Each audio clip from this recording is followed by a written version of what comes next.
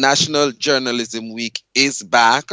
This year it is being celebrated from today, November 20, to Saturday, November 26. The theme for this year is Media Ethics and Modern Media. National Journalism Week began with a church service at the Swallowfield Chapel this morning, and we are going to be joined online in a few minutes by the president of the Press Association of Jamaica, Mrs. Dionne Jackson Miller. Good afternoon, Mrs. Miller. Welcome to the program.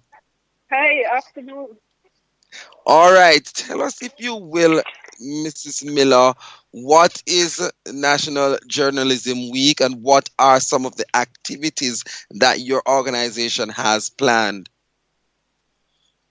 Well, we have a pretty interesting lineup. Lots of organizations do have, the weeks, months, days kind of thing. So it's a really great time for us to focus our energies on a lot of the issues that affect media workers and journalists and, have dialogue about some of those issues. So, for instance, our theme for this year is media ethics and modern media, which we think is really important because as the media landscape continues to diversify, as we move more and more into new media, more and more away, in a manner of speaking, from traditional media, I think we have to continue to have these discussions about how we operate and how it is that we're going to continue to try to uphold the standards of the profession.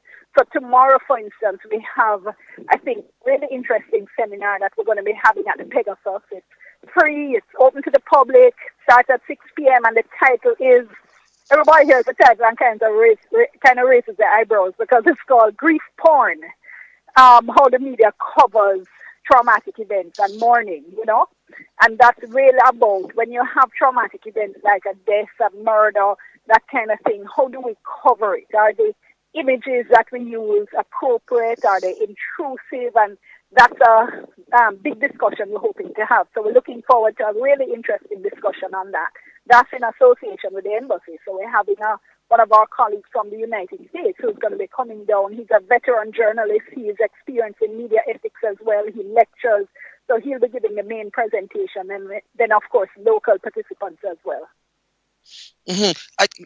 I want to expand a little, if you could, Mrs. Jackson Miller, on the whole issue of grief porn, and what are some of the concerns that your organization would have had, why you would have found it prudent, yes, to pick such a topic?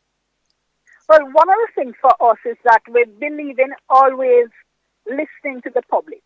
And there is a lot of criticism. I certainly have heard some of it about how we operate in relation to these events. So when you had the recent deaths of some young schoolboys, for instance, Dominic James, as well as the young basketballer from Spot Valley, perhaps not him so much, but certainly Dominic James, there was a lot of concern that I noted on social media, certainly, as to whether we had gone overboard in covering this story and showing the images of teenage boys, crying with grief, of interviewing their coach at a time where he was still overcome with grief. And for me, I have to tell you, at this point, I don't necessarily have that hard and fast of a position, but I think it's obviously something that touches a nerve with the public.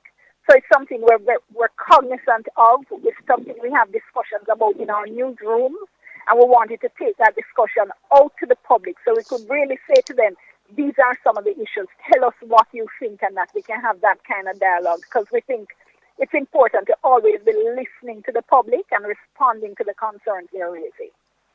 Mm-hmm. Let me ask you this, Dionne Jackson Miller, president of the Press Association of Jamaica. Sometimes we scroll over social media and we see comments being made by persons in social media saying that the PAJ has no teeth if they, by their own estimation, feels that a particular journalist or a particular media house has stepped out of line, and you'll hear them say the PAJ now do nothing, they're just there. How do you respond to such claim? Well, I respond by saying there's a fundamental lack of understanding of the role of the Press Association of Jamaica. And it's actually one of those things I've been meaning for several months now to actually write an opinion piece about. The PAJ is an organization that's dedicated to protecting press freedom and also to professional development. We are not a disciplinary organization. That is not a role that we would ever assume or seek to assume. And in fact, it would be very much a conflict of interest for us to assume any such role. What people want is a kind of media complaints council to which they can go and say, this journalist has stepped out of line, this media host we believe has offended in whatever way. They want an organization to which they can take complaints and have those complaints heard outside of the court. That organization is not the Press Association of Jamaica, and I doubt will ever be, and in my belief, in my opinion, should never be. I'll give you an example of another profession I'm associated with, which is law. You have the Jamaica Bar Association, which is a members organization which promotes standards within the profession and the professional development of its members. You have a separate organization called the General Legal Council, which is responsible for responding to complaints from the public about the conduct of lawyers. The Press Association of Jamaica some years ago developed a code of ethics, which can be found on our website. It was never the idea that it was a PAJ that was to police that code of ethics. The idea was that there would be the formation of a media complaints council, a separate and external body, which would be responsible for that. That council, however, has not come into being, and I understand that in its absence, people look to the PAJ, but that is not our role, and that's not a role I intend to at all assume or even pretend to assume.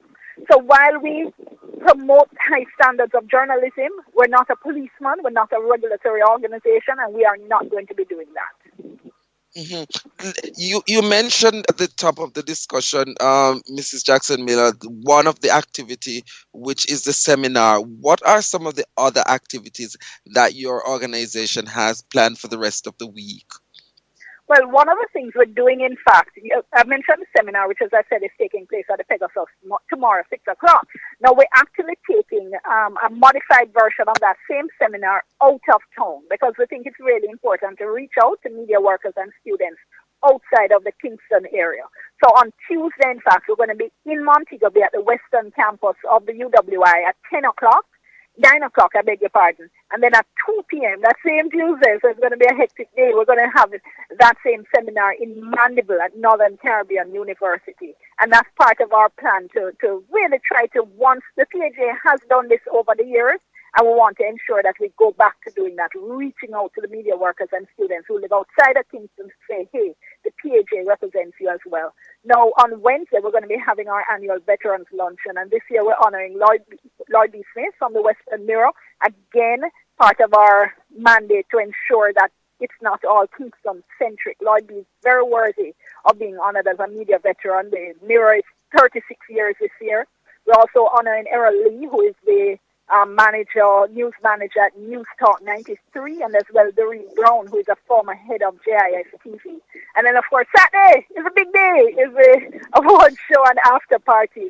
And I just want to remind you guys that we changed up the format. You know, it used to be this dinner and, very formal and very, sedate kind of thing. And we changed it entirely last year. For the first time, people loved it. So it is a show now. We have the cocktails first starting at 7, then at the Courtney Auditorium. Then it's the award show, which is very tight and very well produced. And then right after that, we're going to an after party, which last year was just so much fun. And you all really should come because we made sure to lower ticket prices. We used to be at 3,500, now we're at 2,000. And it's holy for fun. All right. And of course, that's where we announce our Journalist of the Year and the other big awards. All right. Let me ask you this, Mrs. Jackson Miller. Are you confident that we have come a far way in terms of our media houses being able to practice their craft without fear or favor, or our journalists are able to practice their craft without fear or favor? Well, Jamaica has always consistently ranked really high on the World Press Freedom Index, which is put out by the Press Freedom Group Jamaicans Without Reporters Without Borders, I beg your pardon. And I think we do have to admit that generally speaking, we're not subject to oppression and threats of violence and threats of death. as are our colleagues in many other areas of the world, including some quite close to us in Latin America, for instance. One of the concerns that I think there always will especially in a privatized landscape as is ours, is the extent to which corporate interests are going to exert an influence in terms of news gathering. And I think one of the ways around that is with a diversified landscape, which is why you do have to be concerned if there are too few media houses. I think independent bloggers, for instance, people who are now speaking out, people who are now on internet like yourself are all helping to diversify the landscape out there and ensure that there are more voices, more opinions, a more diverse outlook in terms of media. And I think that's critical to freedom of the press and self-expression. All right, and then finally, Dionne Jackson Miller, president of the Press Association of Jamaica, respond, if you will, to those who might say, why celebrate National Journalism Week? Because in any organization, you have the good, you have the bad, you have the ugly. And while we're always trying to improve the bad and to get rid of the ugly, at the same time, we do have to encourage the good and encourage those among us who are doing good work, who are doing excellent work, which is what we do at the awards show.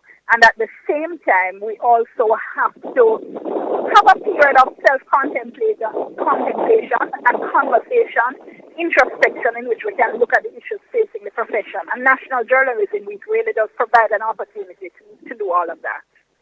All right. Can I thank you for having joined us this afternoon, Mrs. Jackson Miller? And we look forward to hearing more about the work of the PAJ. And we appreciate the work that you do as well.